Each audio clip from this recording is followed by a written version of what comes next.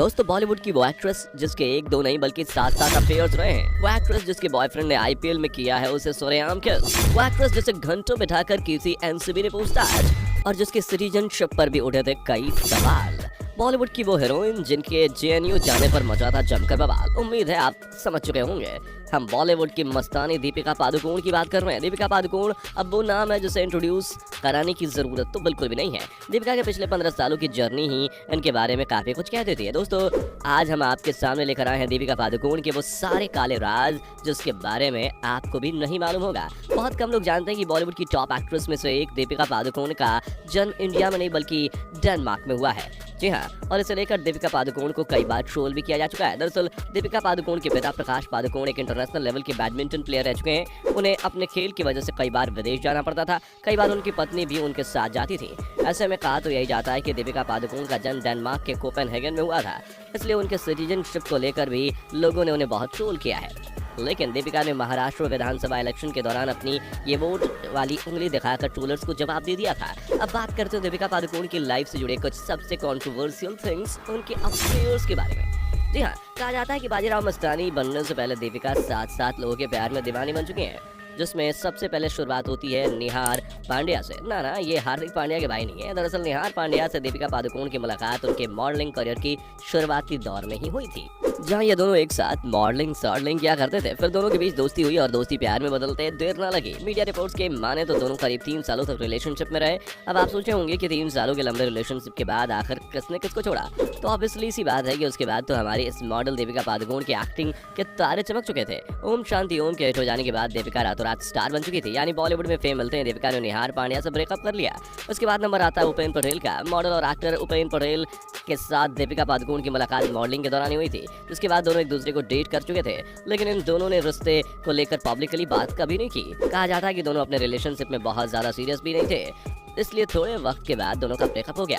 कुछ ऐसा ही हुआ जुम्मे वाला रिश्ता दीपिका पादुकोण का मुजम्मिल इब्राहिम के साथ। कुछ महीनों के डेट के बाद दोनों के रास्ते अलग अलग हो गए, लेकिन उसके बाद दीपिका पादुकोण की लव लाइफ में जिसकी एंट्री हुई उसके चर्चे तो खूब सुर्खियों में रहे। जी हम बात कर रहे हैं इंडियन क्रिकेटर युवराज सिंह की। युवराज सिंह और दीपिका पादुकोण की मुलाकात T20 वर्ल्ड कप के बाद हुई थी। उस वक्त दोनों का ही करियर शानदार चल रहा था। दोनों के बीच पहले दोस्ती हुई और दोनों अक्सर डिनर डेट पे साथ स्पॉट किए जाने लगे।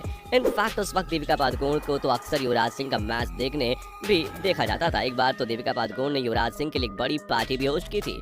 देखकर तो यही लग रहा था कि दोनों एक दूसरे के लिए काफी पॉजिटिव हैं, लेकिन बाद में खबर आई कि दोनों का ब्रेकअप हो गया है। लेकिन यहाँ शायद आपको ये बात नहीं मालूम होगी कि कई मीडिया रिपोर्ट्स में ये भी कहा गया है कि दीपिका पादुकोण उस दौर में एक साथ दो क्रिकेटर को डेट कर रही थी। दूसरा नाम था महेंद्र सिंह धोनी का।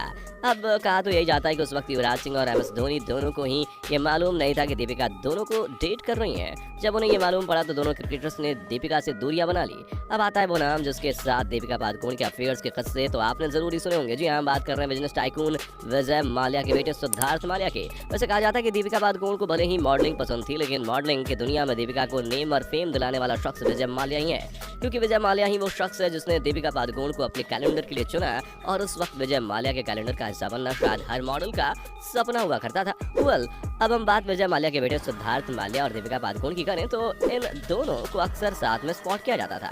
वैसे क्या आपको ये वाली तस्वीर याद है जिसमें सिद्धार्थ माल्या ने सरेआम दीपिका पादुकोण को किस कर लिया था? दरअसल उस दौरान दीपिका पादुकोण रॉयल चैलेंजर्स बैंगलोर की ब्रांड एम्बेसडर थी, इसलिए अक्सर सिद्धार्थ और दीपिका कई मैचेस में साथ नजर आते थे। लेकिन सिद्धार्थ और दीपिका की डेटिंग की रूमर्स उस वक्त शुरू हुई जब IPL मैच के दौरान दोनों किस करते हुए स्पॉट हुए। यहाँ एक मजेदार बात बताऊं आपको, इस इंसिडेंट के बाद सिद्धार्थ और दीपिका ने कभी भी एक दूसरे के साथ रिलेशनशिप की बात को एक्सेप्ट नहीं किया, जबकि सिद्धार्थ माल्या ने एक बार तो दीपिका पादुकोण के बर्थडे पर आलीशान पार्टी भी दी थी। लेकिन हाँ, बाद में दोनों ने ब्रेकअप की वजहों का खुलासा अपनी ओर से जरूर किया। दीपिका पादुकोण ने अपने एक इंटरव्यू में कहा था कि उन्होंने सिद्धार्थ माल्या के साथ अपने रिलेशनशिप को बचाए रखने की बहुत कोशिश की थी, लेकिन एक वक्त बाद सिद्धार्थ माल्या का बिहेवियर काफी डिस्गस्टिंग हो गया था। यहाँ तक कि लास्ट टाइम जब दोनों डेट पर मिले तो सिद्धार्थ माल्या ने बिल भरने के लिए दीपिका पादुकोण को कह दिया, जो दीपिका के लिए काफी शर्मनाक था।